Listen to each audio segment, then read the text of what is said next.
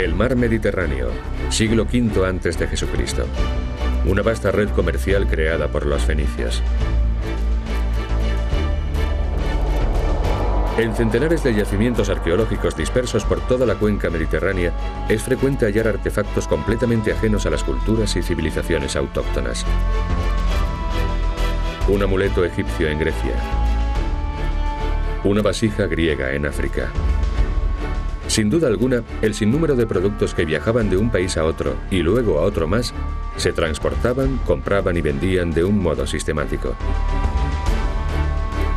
Y fueron los fenicios, tocados con sus características tiaras, a bordo de sus formidables barcos, dotados de un singular talento para los negocios y osados navegantes de altura, quienes más destacaron en esta empresa. Originalmente, los fenicios procedían del actual Líbano. Se organizaban en ciudades-estado, la más prominente de las cuales fue Tiro, donde aún se yerguen sus magníficas ruinas romanas. Para los fenicios, la forma más sencilla de prosperar residía en el contacto con otros pueblos. Y la ruta más rápida hacia nuevas tierras y culturas era el Mediterráneo. Pronto se convirtieron en consumados marinos y astutos mercaderes, sin duda los mejores. Aprendieron a descubrir qué bienes ofertaban y demandaban aquellos pueblos, y comenzaron a surcar los mares y a comerciar ya en el segundo milenio antes de Cristo. A fin de dotar de infraestructura a su comercio, construyeron puertos, fundaron colonias, edificaron almacenes y establecieron una red de rutas marítimas que enlazaban naciones vecinas, como Egipto, Grecia, la Magna Grecia y Cartago, en el África septentrional. A continuación alcanzaron Cerdeña, las costas mediterráneas y atlánticas de España. Por el sur, el litoral senegalés y por el norte, Inglaterra e Irlanda. Tan amplia red de comunicaciones compuesta por centenares de colonias y millares de naves requería una buena coordinación. Durante años, los estudiosos especularon acerca de los medios de comunicación empleados por los fenicios en aquellos remotos tiempos para organizar el almacenaje y la compraventa de tal variedad de artículos. El descubrimiento de este sarcófago, en el cual fue inhumado el monarca fenicio Ahiram, que reinó en el siglo XIII antes de nuestra era, permitió a los arqueólogos comprender las razones de su notabilísima capacidad organizadora. Grabado en el féretro se encuentra el más antiguo ejemplo de escritura alfabética. Se compone de letras, no de jeroglíficos.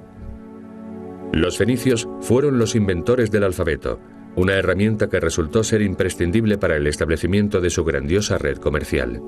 La siguiente comparación nos ayudará a hacernos una idea de lo extraordinario de esta innovación.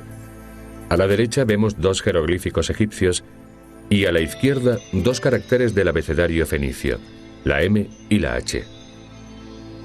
Combinando ambas letras, el lector ya no necesitaba interpretar un concepto expresado por medio de un jeroglifo o ideograma. Contaba con un código concreto que siempre significaba lo mismo y tenía ese mismo significado para cualquier lector. Los comandantes de las flotas fenicias debían dominar un buen número de disciplinas. No solo necesitaban ser expertos conocedores de los mares y las tierras extranjeras, sino que además debían dominar igualmente bien el arte del comercio, qué comprar y qué vender. Una de sus preciosas mercancías era el legendario cedro del Líbano, una madera excelente para la construcción de sólidos cargueros y navíos de guerra. Adquirían la madera de Baalbek, una ciudad situada en las montañas que componían el telón de fondo de las localidades fenicias del litoral libanés.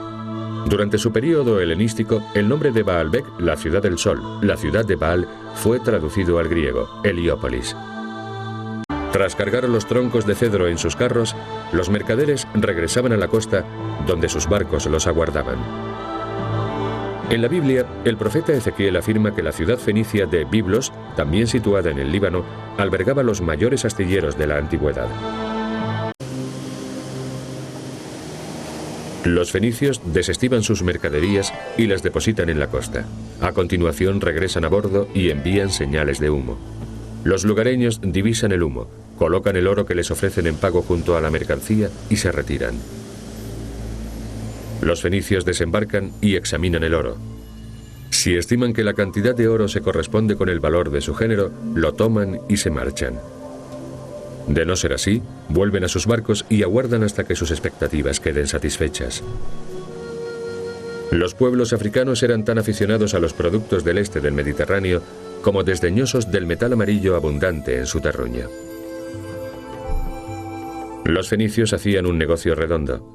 Les dejaban cerámica y joyas de saldo y partían cargados de oro. Acto seguido, el barco se dirige al norte. De las excavaciones efectuadas en Inglaterra e Irlanda, se desprende que los fenicios arribaron incluso a estas latitudes tan septentrionales. Los numerosos hallazgos indican que a cambio de loza y alhajas, los pueblos del norte les entregaban estaño, un metal muy estimado que tanto griegos como fenicios empleaban para producir bronce y otras aleaciones. Irlanda era el punto de desembarco más septentrional de la ruta fenicia, de modo que tras haber trocado todo su género, los marinos emprendían la travesía de regreso. Sus viajes siempre presagiaban peligros.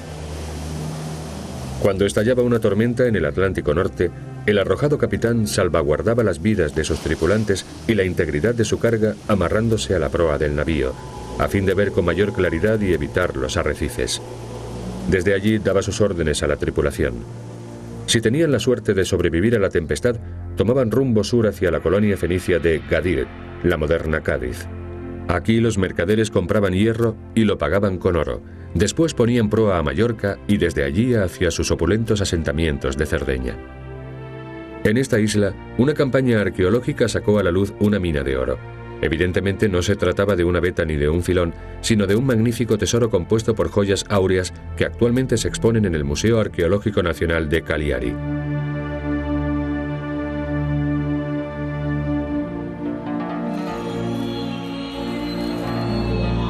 Puesto que en Cerdeña jamás ha habido yacimientos auríferos, el metal precioso debía de llegar de África a bordo de bayeles fenicios. En las colonias sardas eran los propios aurífices fenicios quienes trabajaban el oro, confiriéndole las más singulares formas por medio de unos pequeños moldes. Cerdeña era el mayor centro productor de artesanía fenicia, especialmente de vidrio.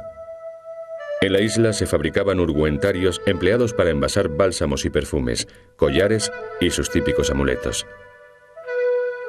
Durante siglos se creyó que los fenicios habían sido los inventores del vidrio.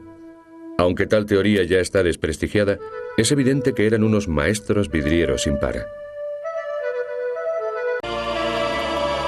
En invierno, el puerto militar de Cartago siempre estaba atestado, ya que el mal tiempo hacía sumamente peligrosa la navegación por las agitadas aguas del Mediterráneo. Por lo tanto, se procuraba evitar los conflictos bélicos durante los meses invernales. Sin embargo, era la época idónea para el mantenimiento de las naves. Los trirremes se izaban a tierra firme por la suave pendiente que describe la isla. Unos tablones de madera dispuestos transversalmente facilitaban el agarre de los barcos al ascender por la rampa, llamada grada. A la entrada de estas instalaciones, unas columnas jónicas, situadas a nivel del mar, daban la impresión de conformar un pórtico que daba mayor prestancia al complejo militar. Los bayeles también se embellecían. Normalmente las naves fenicias llevaban ojos pintados en la proa a fin de infundir terror a sus enemigos.